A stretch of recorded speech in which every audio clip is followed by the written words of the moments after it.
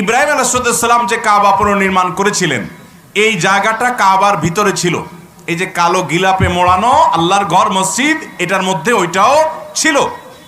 কিন্তু নবী করিম সাল্লাল্লাহু আলাইহি সাল্লামের দাদা আব্দুল মুত্তালিব, নবী সাল্লাল্লাহু আলাইহি সাল্লাম যখন ছোট ছিলেন, তখন উনি এই কাবা যখন ভেঙে পড়ে পুরান হয়ে গেছে, তখন এটার ভবনকে সংস্কার করে পুনর্নির্মাণ করার উদ্যোগ নিলেন। উনি একা না, কুরাইশের সব নেতারা মিলে।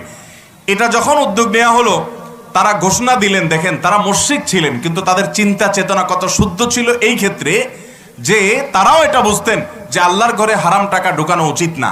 এই জন্য তারা ঘোষণা দিলেন, আমরা এই বাইতুল্লাহ পুনর্নির্মাণ করব, এটার জন্য ফান্ড কালেকশন করছি, যারা যা পারেন টাকা দেন, কিন্তু যে হারাম টাকা উপার্জন করেন তার টাকা আমরা নেব না। সমাজে কে হালাল টাকা উপার্জন করে, কে হারাম টাকা উপার্জন করে, সমাজের লোকজন কম বেশি জানে কি জানে না? আর হালাল টাকা সব যুগে বেশি থাকে না, হারাম বেশি থাকে?